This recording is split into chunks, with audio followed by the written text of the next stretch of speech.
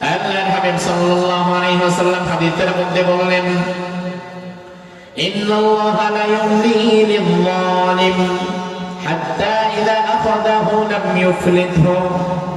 আল্লাহ রাব্বুল আলামিন দুনিয়াতে যারা জালিম হয়, দুনিয়ার জালিমদেরকে আল্লাহ একেবারে ধরে না। লা ইউমলি লিয-যালিম, আল্লাহ তাআলা জালিমদেরকে ঢিল দেয়। কি দেয়? কথা কম না ভাই। ছাড় দেয়। কি দেয়? কি দেয়? ছাড় দেয়, ছাড় দেয়, ছাড় দেয়, কিন্তু ছেড়ে দেয় না। আর জালিমেরা মনে করে আল্লাহ আমাদের সাইডে দিছে। আমার ভাইরা, আমাদের অঞ্চলে মাঝে মাঝে বিকেল বেলায় দমকা হওয়ার মাঝে বাচ্চারা ঘুরে ওড়ায়। ঘুরে ওড়ায় কি আপনাদের দেখি? এই যে বাচ্চাটা বিকেল বেলায় ঘুড়িটা নিয়ে বের হয়ে গেছে, বাতাস যত বাড়ে ঘুড়ি তত উপরের দিকে যায়। বাতাস যত বাড়তে থাকে, ঘুড়ির সুতাকে আস্তে আস্তে তত ঢিল দেওয়া শুরু করে বাচ্চা। এবার ঘুড়িটা একটা সময় অনেক উপরে উঠে যায়, বাতাসের ধাক্কায় একবার ডানে যায়, একবার বামে যায়। ঘুড়ি তখন মনে করে সুবিশাল আকাশে আমার চাইতে বড় আছে কে? আমি সবার উপরে, আমি যা খুশি তাই করবো। আমি ডাইনে গেলে ডাইনে যাবো, বামে গেলে বামে যাবো। ঘুড়ি এবার নিজের রাজত্ব ভেবে নেয় পুরো আকাশটাকে।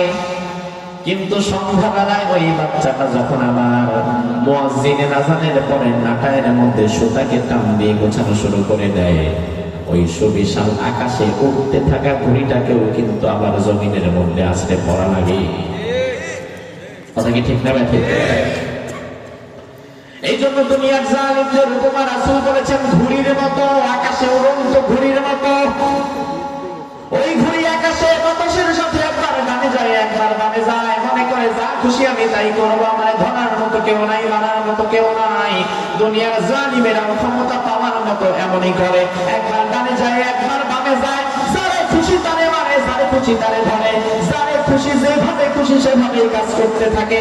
সে মনে করে আমার ধরার মতো কেউ নাই, মারার মতো কেউ নাই। কিন্তু জালিমেরা ভুলে যায় ওই বাচ্চাটা সন্ধ্যার দিকে যেমন সুতাকে টান দিলে ঘুড়িকে আমার যেমন মাটির মধ্যে পড়ে যাওয়া লাগে, আমার আল্লাহ যখন তোমার সুতা ধরে টান দিয়েছে, তোমারও দেশ ছেড়ে নদী ছেড়ে পালায়া দিল্লি চলে যাওয়া লেগেছে। সুতা কার হাতে? রশিটা কার হাতে? তবে জালিম তো জালিমই, যেখানে যাক ভাইরাস তো ভাইরাসই। সে বাংলাদেশে থাকুক আর দিল্লি থাকুক, ভাইরাস যেমন আমার শরীরে ঢুকলে যেমন রোগ জীবাণু ছড়াবে, এই ভাইরাস যদি আপনার শরীরে ঢুকে আপনার শরীরে রোগ জীবাণু ছড়াবে। কথা কি বোঝেন? বিগত 16 বছর বাংলাদেশে গুম, খুন, হত্যা, ধর্ষণের যে রাজত্ব কায়েম হয়েছিল, ওই গ্রুপটাই তো এখন চলে গেছে। তারা গেছে না? ওই গ্রুপটাই তো গেছে। এবার কি হয়েছে দেখেন, আজকের খবর, বিশ্ব মিডিয়া তোলপাড় করা খবর, ভারতে ধর্ষণ করে 7 জন ধর্ষণ লিগ ধরা পড়ছে। দেখছেন নাকি? জীবনে আমি একলাই দেখলাম এটা। দেখছেন? তার মানে কথাটা সত্যতা আছে, আপনাদেরকে বোঝাই। ভারতে 4 জন ধর্ষণ লিগ ধরা পড়েছে, ধর্ষণ করে। আসলে বিগত 16 বছরের অভ্যাস তো কি করবে, এখন ঢেকি নাকি স্বর্গে গেল, ওই ওরকম হয়ে গেছে। দেশে থাকুক আর বিদেশে থাকুক, ভাইরাস তো ভাইরাস ছড়ায়। তবে তোমরা যারা 16 বছর জুলুম করেছ, অত্যাচার করেছ, মাজলুমদের দিকে তাকিয়ে দেখো, সাখাওয়াত হোসেন রাজীর দিকে তাকিয়ে দেখো, আল্লামা মামুনুল হকের দিকে তাকিয়ে দেখো, মজলুম আলমদের দিকে তাকিয়ে দেখো।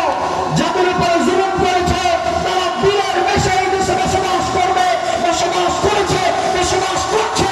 আর তোমরা যারা জুলুম করেছ, বাংলাদেশে আর দুর্গার মতো কোনো মূর্খ তোমাদের আর নাই।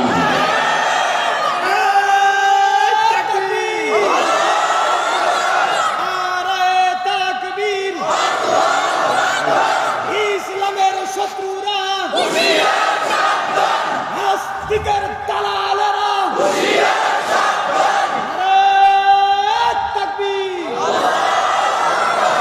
দুনিয়ার সবচাইতে বড় অপরাধকে, যেটা আল্লাহ তাআলা সবচেয়ে বেশি ঘৃণা করেন, শিরকের পরে সবচেয়ে বড় অপরাধের নাম জুলুম। যেই অপরাধ আল্লাহ তাআলা সবচেয়ে বেশি ঘৃণা করেন, আজ সেই জুলুমের মধ্যে আমরা গা ভাসিয়ে দিচ্ছি। যারাই ক্ষমতায় যায়, ক্ষমতায় আসার আগে সবাই মোটামুটি ইসলামের পক্ষে কথা বলে, সবাই মোটামুটি দেশ ও জাতির পক্ষে কথা বলার চেষ্টা করে, কিন্তু ক্ষমতায় যাওয়ার পরে প্রত্যেকেই বিগত ইতিহাস থেকে শিক্ষা নেয় না, বরং নতুন ভাবে জুলুম করার প্রস্তুতি গ্রহণ করে, নতুন ভাবে জুলুম করার প্রস্তুতি গ্রহণ করে। তার সবচেয়ে বড় প্রমাণ, এখন কোন দল ক্ষমতায় যায় নাই, নির্বাচন হয় নাই, অন্তর্বর্তীকালীন সরকার বসে আছে, কিন্তু আমরা অবাক হয়ে যাই, এক দল চাঁদাবাজ বিদায় হয়েছে তো অন্য দল চাঁদাবাজ রাস্তার পরে পরে দাঁড়িয়ে গেছে। সুতরাং প্রমাণ হয়, তোমরাও যদি আগামীর বাংলাদেশে যেতে পারো, তোমরাও তো বাংলাদেশটাকে চুষে খেয়ে ফেলবা। আমার ভাইরা, এমন ইমান রাখতে হবে যে ইমানের সাথে জুলুমের কোনো মিশ্রণ নাই। আপনি ইমানদার, আবার একই সাথে ইমানের সাথে যদি জুলুমের মিশ্রণ থাকে, এই ইমান আল্লাহ তাআলার কাছে কখনো গ্রহণ হবে। রব্বুল আলামিন বলেন, আল্লাযীনা আমানু ওয়া লাম ইয়ালবিসু ঈমানাহুম বিযুলমিন উলাইকা লাহুমুল আমনু ওয়া হুম মুহতাদুন।